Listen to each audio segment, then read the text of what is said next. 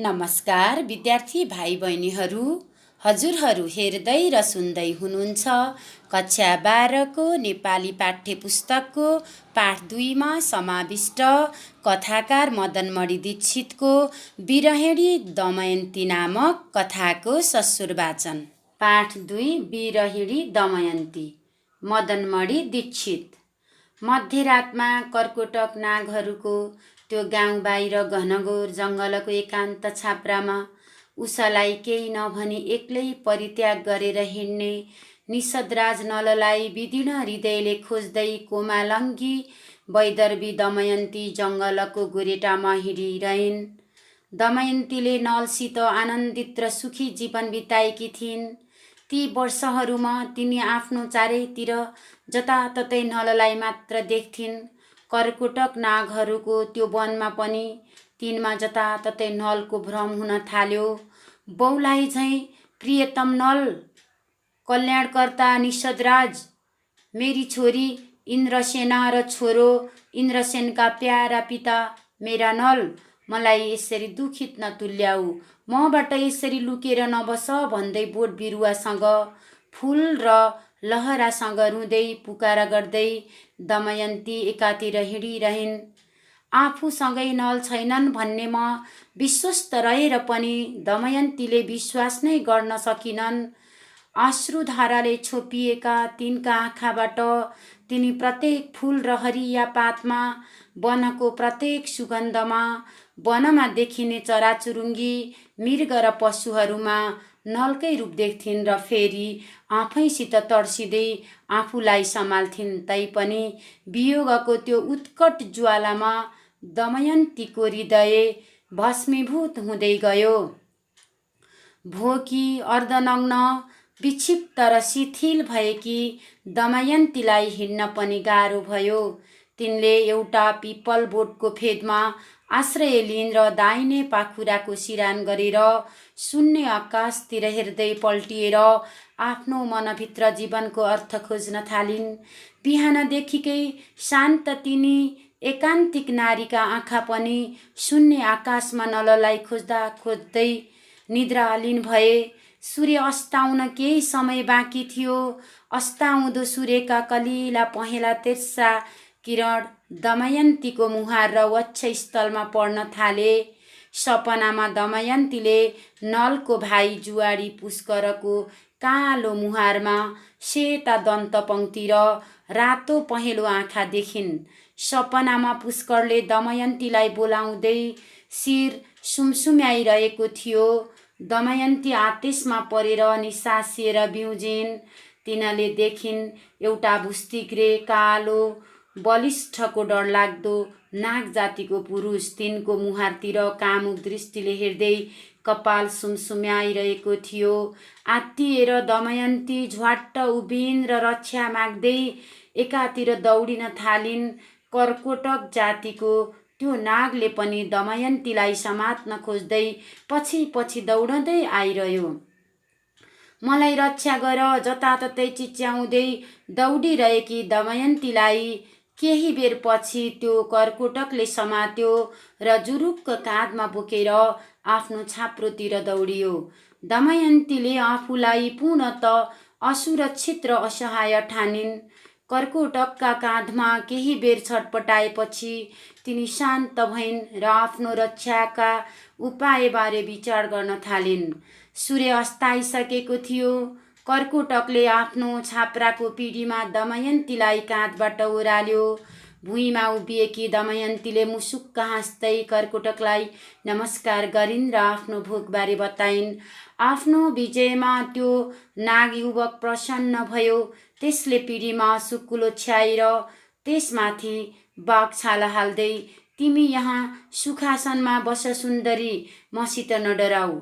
तिमी नारी हौ, म पुरुष हुँ। नारी र पुरुषको संयोग सृष्टिकारी हुने गर्छन्। यो संयोगमा त्रास किन, हामी वार्तालाप गरौँ भन्यो। नाग युवक दुष्टात्मा हो भन्ने कुरा त त्यसको कामुक आँखा र स्वरबाटै दमयन्तीले बुझिसकेकी थिइन्।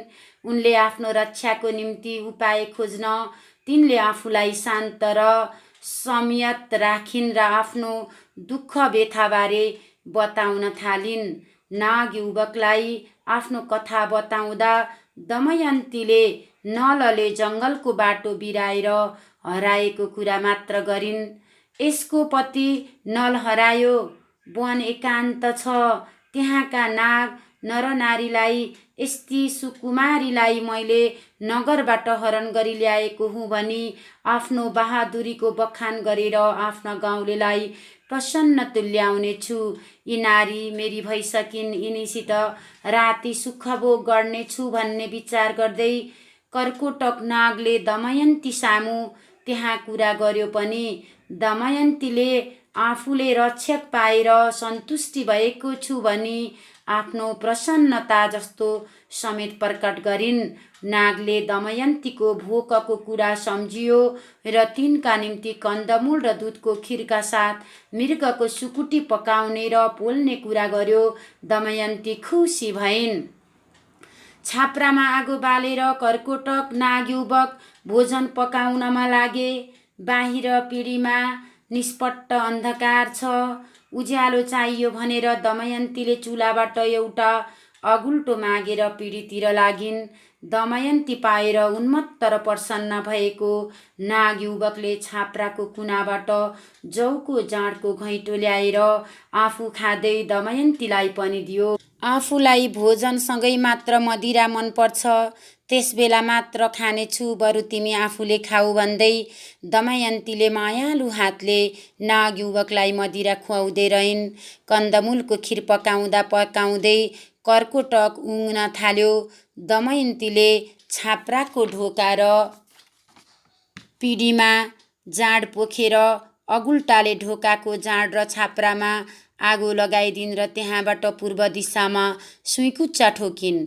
कर्कोटक नागयुवकबाट त्यसरी छुटकारा लिए पनि एक कोस पूर्वतिर गएर दमयन्तीले सिसपा रुखका हाँगामा सावधान बसी रात गुजारिन्। किम कर्तव्य विमूढ तथा सधैँ अपराजिता रहेकी, तर त्यस बेला आफूलाई पराजित अनुभव गरेर विहल भएकी दमयन्ती 3 दिनसम्म जङ्गलको माझ विहल हुँदै र बाटामा पाएका कन्दमूल खाँदै हिँडिरहिन्।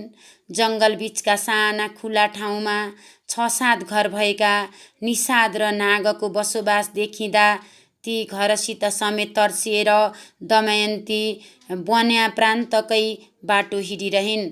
एकान्त यात्रामा ती एक्ली नारीले आफू र वनस्पति तथा पशुपन्छी अनि नलबीच एकात्मकता रहे जस्तो अनुभव गर्ने गरिन्।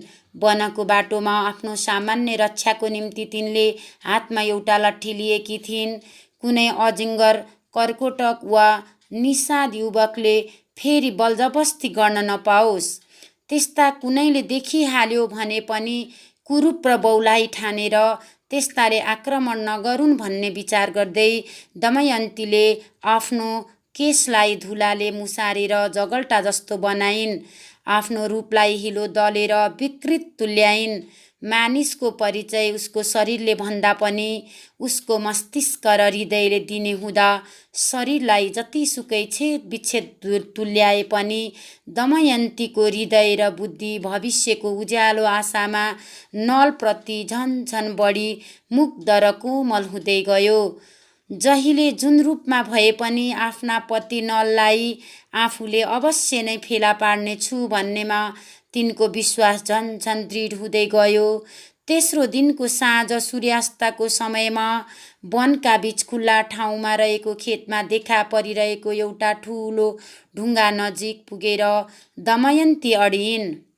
तिनले चारैतिर हेरिन्।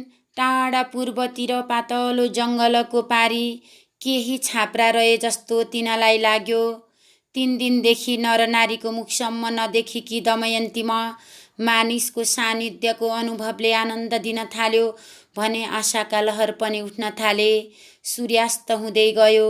टाढाका तिनै छाप्रातिरबाट कुखुरा बासेको स्वर तिनले सुनिन्।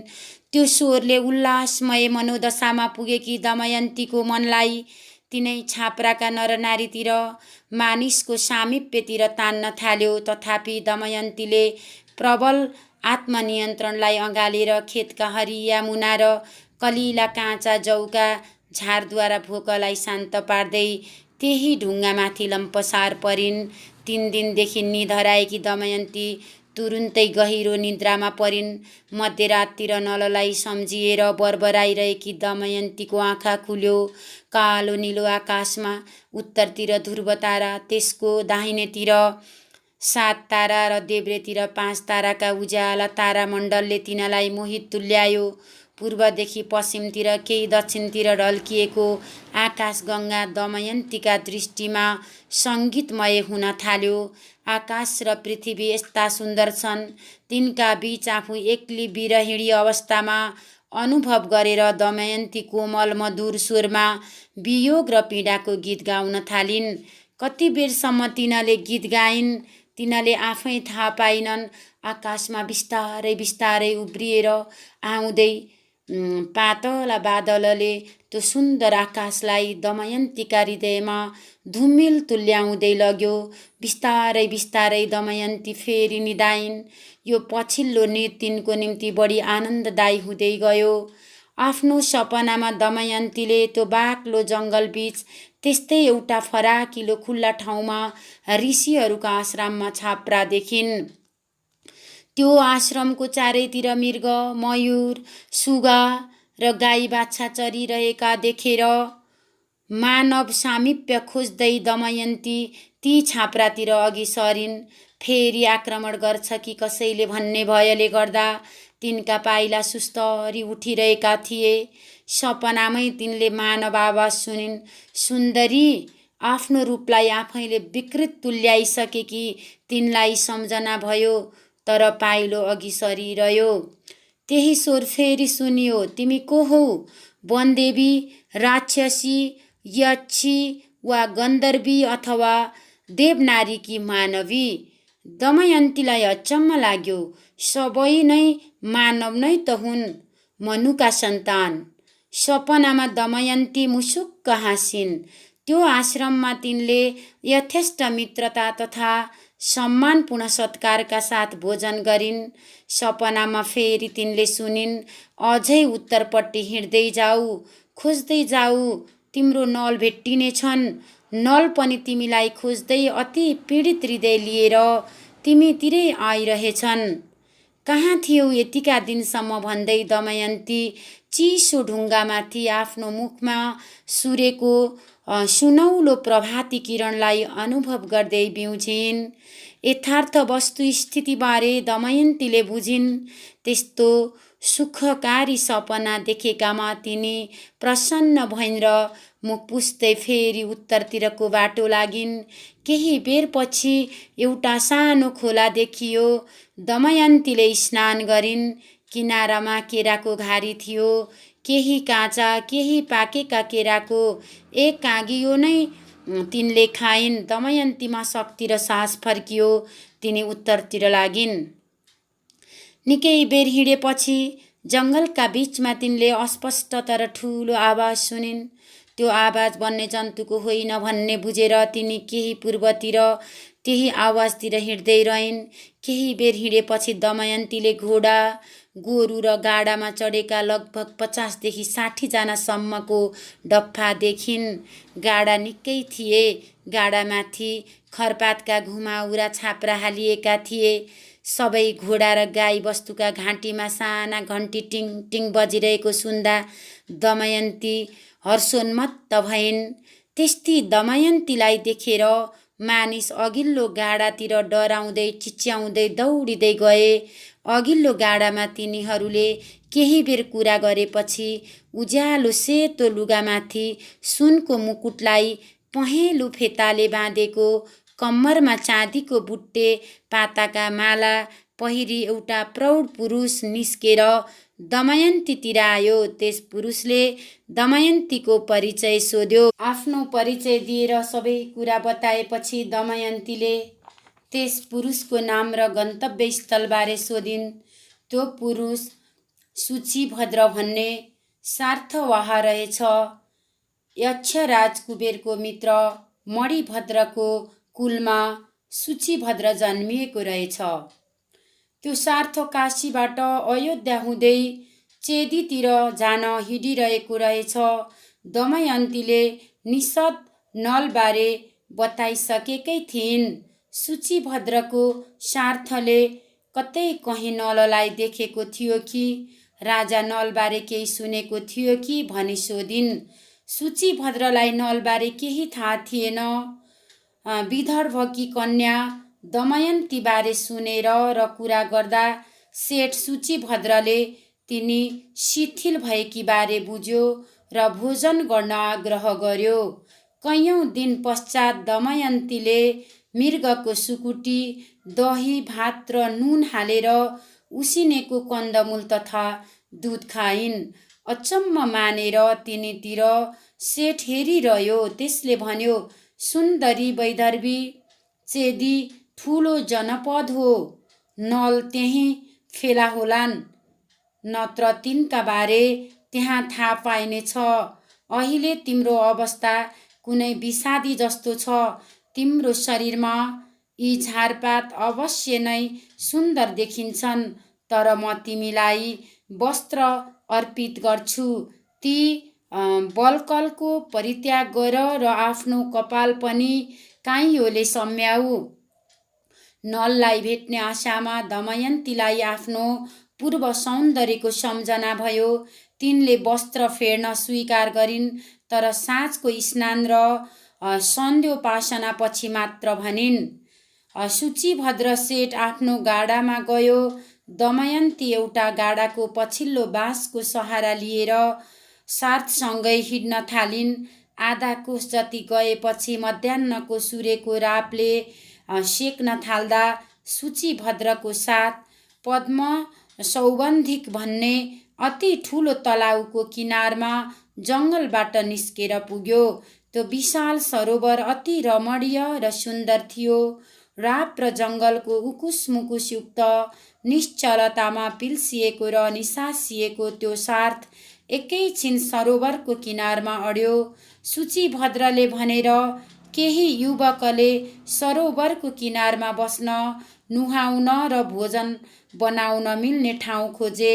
त्यस ठाउँमा पुगेपछि सार्थका खड्गधारी धनुर्धर रक्षक दलले आफ्नो ठाउँ लियो। सबैजना घोडा र गाडाबाट ओर्लिएर रुखका छहारीमा सुस्ताउन थाले। साथ सँगसँगै पैदल आइरहेकामा विभिन्न रूप, रङ, भाषा र भेषका 7-8वटी नारी पनि थिए। ती नारीलाई देखेपछि दमयन्तीको मन चञ्चल भएर आँखा भिज्न थाले। दमयन्तीले तिनीहरूसित सामान्य कुरा गर्दै रुखका छहारीमा सुस्ताइन्। सार्थसँग गाडामा रहेका र पैदल यात्री समेतले केही बेर सुस्ताएर सरोवरमा जल क्रीडा गरे। दमयन्ती पानीमा उत्रिन् र एक्लै पौडिँदै निकै टाढा टाढासम्म गइन्। सरोवरमा स्नानपछि सूचीभद्रले दमयन्तीलाई कालो धोती र दुकुलको ओढ्ने दियो। भोजन पश्चात त्यो सार्थले निकै बेरसम्म त्यही सरोवर छेउ विश्राम गर्यो। विश्राम गर्दा घोडा र गाई गोरुलाई समेत नुहाइदिएर चर्न यताउति छोडिदियो। यात्राका निम्ति फेरि तयारी गर्दा सूर्य ढल्किन थालिसकेको थियो। उत्तरतिरको अगाडिको जङ्गल साह्रै नै बाक्लो र जङ्गली पशुले गर्दा रातको निम्ति डरलाग्दो छ भनी सार्थ रक्षकहरूले भनेपछि त्यो रात सार्थले पद्म सौगन्धिककै छेउमा विश्राम गर्नु उचित हुने छ भनी सेठ सूचीभद्रले निर्णय लियो। सरोवर किनारको खुल्ला ठाउँमा गहिरो निन्द्रामा सूचीभद्र सार्थ सुतिरहँदा मध्यराततिर जङ्गली हात्तीको एउटा डफा पानी खान भनी सरोवरतिर आयो। मध्यरातमा हात्तीद्वारा कुल्चिएर सूचीभद्र सार्थ ध्वस्त र विनष्ट भयो। सार्थ बीच नरनारी तथा घोडा र साँडेहरू बीच हाहाकार मचियो। नारीहरूसँगै सुतेकी दमयन्तीले सुरुमै आफूलाई जोगाएर एउटा अग्लो रुखमा आश्रम लिइसकेकी थिइन्। तिनको सहायताले एउटी अर्की नारी रुखको अर्को हाँगामा बसिन् र हात्तीद्वारा भएको त्यो विनाशलाई दुवैले करुण दृष्टिले हेरिरहेका थिए। साथबाट उठेको हाहाकार, चिल्लीबिल्ली र क्रन्दनले हात्तीलाई झन् तर्साएर उन्मत्त तुल्यायो। त्यो मध्यरातमा कतै केही देखिँदैन थियो। पानी खाएर हात्तीहरू तलाउबाट फर्किँदा बाँकी रहेको साथ झन् किचिमिची हुँदै गयो। बिहानको सूर्योदय हुँदा पनि छेदविच्छेद भएका केही नरनारीको ऐया र रोदन चलिरहेको थियो। रक्षक दल र पदयात्री मध्ये रुख चढेकाहरू 10-12 जना बाहेक सबै मरिसकेका नत्र असाध्य घाइते भइसकेका दमयन्तीले देखिन्। सूचीभद्रको छातीमै हात्तीको पाइला परेको रहेछ। रुखबाट ओर्लिएकी दमयन्तीले रुखमा आफूसँगै रहेकी नारीलाई भनिन्, हेर त बहिनी, सृष्टिकर्ताले मेरो यो शरीर जीवनभरि दुःखै भोग्नका निम्ति बनाएको रहेछ। तर हेर, आज मेरा आँखामा यो विभत्स दृश्य सामु समेत आँसु छैनन्। कति पीडा भोगिसके मैले। सूचीभद्रले दिएको यो वस्त्र मेरा निम्ति यत्रो अशुभ भयो, यसलाई म फ्याँक्छु। अर्की नारीले एउटी मृत नारीको कम्मरबाट रगतका टाटा लागेको मैलो कपडा ल्याइन्। दमयन्ती त्यसैमा बेरिन्। दुवै नारी चेदीतिर हिँडे। उज्यालो हुँदै जाँदा बाटामा तिनले वैदिक मन्त्र गुनगुनाउँदै गएका केही ब्राह्मण र क्षेत्रीय पदयात्रीलाई भेटे। कोही कसैसँग बोलेनन्, सबै आआफ्नो बाटो लागे। सरोवरमा दुर्घटना भएको केही दिनपछि ती दुवै नारी चेदी जनपदको छेउमा पुगे। अर्की नारी आफ्नो गाउँतिर हिँडिन्। दमयन्तीले आफ्नो बाल्यकालको कुरा सम्झिन्। निकै सानी बालिकाको अवस्थामा रहेकी दमयन्तीले आफ्नी आमाबाट ठुली आमाबारे कुरा सुनेकी थिइन्। छोरी, तेरी ठुली आमा मभन्दा निकै जेठी छन्। त जन्मिने भन्दा निकै वर्ष पहिले मेरी दिदी सुनन्दालाई चेदीराज सुबाहुले अपहरण गरेर लगी आफ्नी पत्नी बनाएका थिए। त्यो सम्झनाले दमयन्तीमा ठुलो शङ्का उत्पन्न गरायो। सामुन्ने चेदी छ, त्यहाँ सुबाहु र ठुली आमा सुनन्दा छन्। तिनले मलाई चिने भने नमिठो हुनेछ, तैपनि चेदी जान्नै पर्छ। नल फेला परिहाल्छन् कि। दमयन्तीले फेरि आफ्ना केश, वस्त्र र मुहारलाई विकृत तुल्याइन्।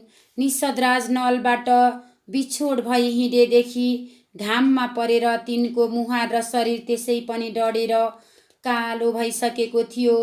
चेदीभित्र पस्दा दमयन्तीलाई बौलाही जस्तै देखेर सडकका केटाकेटी हाहा हुहु गरी चिच्याउँदै गिज्याउँदै दमयन्तीका पछि लागे।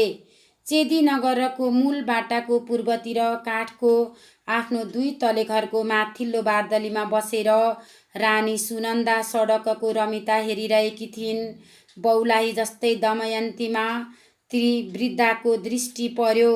दमयन्तीको मुहारको ओज र देहयष्टितिर तिनको ध्यान गयो। आफ्नो सेवकलाई हराएर तिनले दमयन्तीलाई आफू छेउ बोलाइन् र परिचय सोधिन्। दमयन्तीले आफ्नो यथार्थ परिचय लुकाएर आफूले एउटा सम्भ्रान्त परिवारमा सेठकी पत्नीको सिँगारपटार गर्ने सुसारे भएर काम गर्ने गरेको बताइन्। आफ्नी युवती हुन लागेकी छोरीका निम्ति सुनन्दा कुशल सुसारेको खोजीमा थिइन्। सुनन्दाले दमयन्ती सामु आफ्नी छोरीको सुसारे सैरन्ध्रीको काम स्वीकार गर्न आग्रह गरिन्। तपाईँ रानी मेरी माता सरह हुनुहुन्छ, तथापि मेरा 3वटा शर्तलाई स्वीकार गर्नुहुन्छ भने मात्र म यो काम गर्नेछु भनिन् दमयन्तीले। मैले कसैको जुठो खान नपरोस्, कसैको पाउ दाब्न नपरोस् र कुनै परपुरुषसित बोल्न नपरोस् भन्ने आफ्नो शर्त प्रस्तुत गरिन्। सुनन्दाले 3वटा शर्तलाई स्वीकार गरेर छोरीलाई बोलाएर, तिमी सौरन्ध्री, अबदेखि यिनको हेरविचार र स्याहार सुसारमा बस्नु भनी आदेश दिइन्। निषदबाट नलसँगै निस्केकी दमयन्ती चेदी नगरमा आफ्नी ठुली आमाको भवनमा सैरन्ध्रीका रूपमा रही निषदराज नललाई जसरी भए पनि खोजेर फेला पार्ने उपायबारे सन्तोषका साथ विचार गर्न थालिन्। हस्त, धन्यवाद।